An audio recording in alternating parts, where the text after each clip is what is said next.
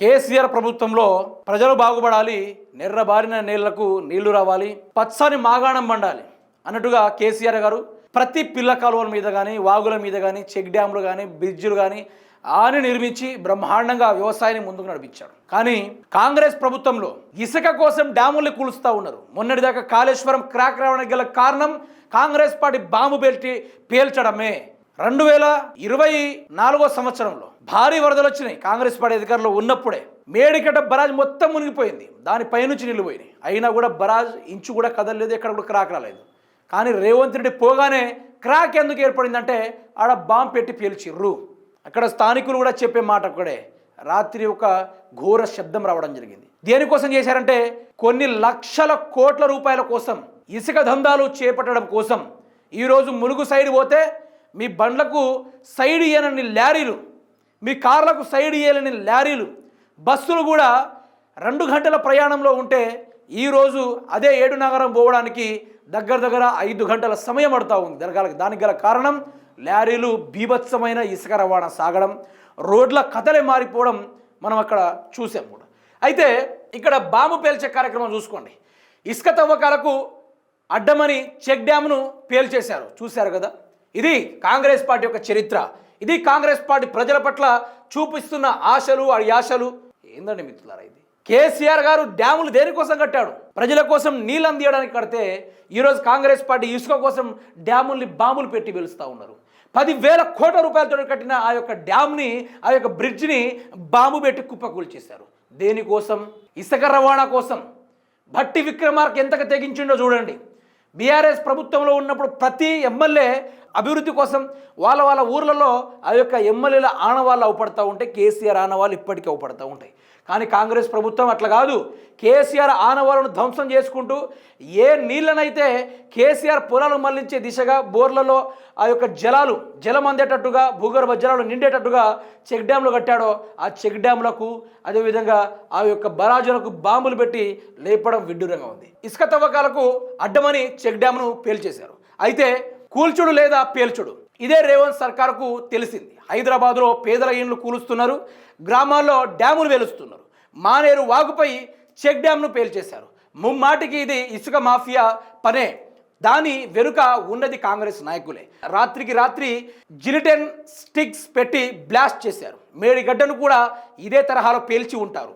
Assembly సాక్షిగా ఈ దారుణాలపై ప్రశ్నిస్తాం BRS MLA Harish Rao. ఇక కాంగ్రెస్ పార్టీకి కొంచెం లేదని చెప్పుకోవాలి. ఇక్కడ వినండి, రేవంత్ రెడ్డి పాలనలో చెరువులు, చెక్ డ్యాంల విధ్వంసం నిత్యకృత్యంగా మారిందని బీఆర్ఎస్ ఎమ్మెల్యే హరీష్ రావు తీవ్ర ఆగ్రహానికి వ్యక్తం చేశారు. పెద్దపల్లి జిల్లాలోని జమ్మికుంట మండలంలో ఈ విషాదం చోటు చేసుకుంది. అయితే వీళ్ళు ఒకటి కూల్చుడు, లేకుంటే రెండోది పేల్చుడు. హైడ్రా విషయంలో పేదల ఇండ్లు కూల్చేశాడు. రెండోది ఇసుక కోసం ఎంతకంటే అంత తెగించింది ఈ యొక్క కాంగ్రెస్ ప్రభుత్వం. తెగించిందా లేదా? బాజాప్తుగా బరాబర్ తెగించి ఈరోజు కాంగ్రెస్ ప్రభుత్వం సర్వం ప్రజల యొక్క హక్కులను హరిస్తూ ఉంది. ఈరోజు ఇసుక కోసం ఎంతకంత తెగిస్తూ ఉంది. ఈరోజు ప్రజల కోసం కట్టిన భూగర్భ జలాల్లో నీళ్లు నిండడానికి కానీ, ఈరోజు ప్రజలకు ఎండాకాలంలో సైతం 3వ పంట పండించడానికి కూడా ఏదైతే నీళ్లను స్టోర్ చేశాడో ఆ నీళ్లను కూడా స్టోర్ చేయకుండా అక్కడ కింద భారీ ఇసుకలు ఉండడం వల్ల ఆ ఇసుకను కుల్లగొడదామని కాంగ్రెస్ ప్రభుత్వం యొక్క ఆలోచన చూస్తూ ఉన్నాం. ఈరోజు ఇసుక పడితే ఇసుక కూలగొట్టుడే, ఎక్కడైనా భూమిలో పడితే దాన్ని కబ్జాలు చేశాడే, ఎక్కడైనా పేదోళ్ళు భూముల్లో ఇల్లు కట్టుకుని చెరువుల కొసకు, లేకుంటే ఆ యొక్క ఖాళీ ప్రాంతాల్లో ఇల్లు కట్టుకుని ఉంటే ఆ ఇండ్లను కూల్చుడే. ఈరోజు రేవంత్ ప్రభుత్వం ఏం చేసింది? ఎక్కడైనా రైతుల యొక్క పేదల భూములు అక్కడ విచ్చలవిడిగా 3,000 ఎకరాలు ఉంటే వాటిని ఫార్మా కంపెనీల పేరుతోటి ఆ భూముల్ని మొత్తం సర్వం కబ్జాలకు పాల్పడింది ఇదే రేవంత్ రెడ్డి ప్రభుత్వము. కాళేశ్వరాన్ని కూడా అట్లనే పేల్చి ఉంటారు ఈ దుర్మార్గులు. అంతేనే కదా మరి, కాళేశ్వరం వల్ల కొన్ని లక్షల ఎకరాలకు నీళ్లు కూడా సరిగ్గా ఇప్పటికి రాలే. ఇప్పుడు కూడా నీళ్ళను ఎత్తిపోతల పథకాలు సరిగ్గా నియమించలేదు. బాంబులు పెట్టారు, పిల్లర్ని కుంగేటట్టు కాళేశ్వరం కొట్టుకు. ఎవడైనా కేసీఆర్ ప్రజల కోసం, తెలంగాణ రాష్ట్ర ప్రజల కోసం ప్రాణాన్ని పణంగా పెట్టిండు. నీళ్ళ కోసం ఒక యుద్ధం చేసిండు. ఆనాడు భగీరథుడు ఏ విధంగా గంగా జలాన్ని భూమి మీద దింపే ప్రయత్నం చేశాడో అదేవిధంగా కేసీఆర్ బంగాళాఖాతానికి పోతున్న నీళ్ళని తన కుడి చేతితోటి గోదావరిని, గంగని కుడి చేతితో పట్టుకొని బీడు బారిన శిలకల వైపు తీసుకొచ్చాడు. నీళ్లను తీసుకొచ్చాడు, చెక్ డ్యామ్లు నింపాడు, చెరువులు నింపాడు, ఎండాకాలంలో మత్తళ్ళు పళ్ళేలా చేసిండు.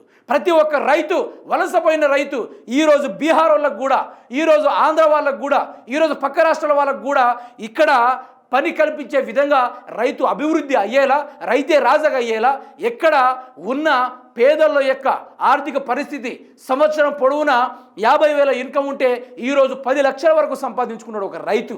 ఆ స్థాయికి తీసుకొచ్చిన రైతు. బోర్లలో చుక్క నీళ్లు ఉండకపోయేది, ఓ గంట నీళ్లు పెడితే 10 నిమిషాలకు ఒక్కసారి ఇంత చిటికడి నీళ్లు వచ్చి మళ్ళీ గంట తర్వాత మళ్ళీ చిటికడి నీళ్ళు వచ్చేది. ఆ స్థాయి నుండి ఈరోజు మోటార్లు కాలేంత వరకు నీళ్లు పోస్తూనే ఉంది. భూగర్భ జలాల్లో మోకాళ్ళు నీళ్లు భూమిని తవ్వి చూస్తే ఊట లెక్క ఊరుతా ఉంది నీళ్ళల్లో. ఆ యొక్క గొప్ప ఘనత, ఆ గొప్ప చరిత్ర కేసీఆర్ క్రియేట్ చేశాడు. దేనివల్ల? కాళేశ్వరం, తర్వాత రిజర్వాయర్, తర్వాత పొడవాటి కాలువలు, తర్వాత పిల్ల కాలువలు, వాగులు, వంకలు, డొంకలు, చెరువులు, అడుగడుగున గల్లిన వాడన ఊరు వాడ ఎక్కడ చూసినా కూడా కేసీఆర్ గారు ప్రతి ఆనవాలను ముద్రించేసిండు. చెక్ డ్యామ్లు నింపడం వల్ల భూగర్భ జలాలు నిండి, అటువంటి డ్యాములు, అటువంటి బరాజులు నిర్మించడం వల్ల భూగర్భ జలాలు పుష్కలమైన నీళ్లు. ఎక్కడ చూసినా కూడా వ్యవసాయం చేసుకునే దమ్ముండాలి. యువతనైనా సరే కొంత ఆధునిక జీవితంలో టెక్నాలజీని ఉపయోగించి ఏ యువతైనా వ్యవసాయం చేయదలుచుకుంటే ఈరోజు లాభాలే లాభాలు. వ్యవసాయం చేసేటోనికి పిల్లనియద్దు అనుకున్న ఆ యొక్క వైనం నుండి ఈరోజు వ్యవసాయం చేసేటోనికి పెళ్లి చేసే స్థాయికి తీసుకొచ్చిండు కేసీఆర్. మరి కాంగ్రెస్ ప్రభుత్వం మళ్ళీ వెనకటి కాలం, మళ్ళీ అదేవిధంగా మోటార్లు గాలుడు, అదేవిధంగా భూగర్భ జలాలు ఎండే పరిస్థితి కాంగ్రెస్ పార్టీ చేస్తూ ఉంది. ఇసుకలు దోచుకోవడం, భూములు దాచుకోవడం తప్ప మరొకటి లేదు. అందుకనే హరీష్ రావు తాట తీసి వదిలిపెట్టాడు. కాళేశ్వరాన్ని కూడా ఈ దుర్మార్గులు ఇట్లనే కూల్చారు అనే దానికి నిదర్శనంగా వాళ్ళు కూల్చిపడేసారు. వీళ్ళ కట్టుడు చేతన కాదు. ఒక సలాకు ఎంత ఉందో దాన్ని కొలే దమ్ము కూడా వీళ్ళ దగ్గర లేదు. అంటే వీళ్ళ దగ్గర డబ్బులు లేదని కాదు, ఆ డబ్బులు ఎందుకు వేస్ట్ చేసుడు, మనం దాచుకుంటే మన కుటుంబానికి ఉపయోగపడుతుంది కదా అనే ఒక చిన్న దురహంకారంతో చేసే కార్యక్రమాలు అవి.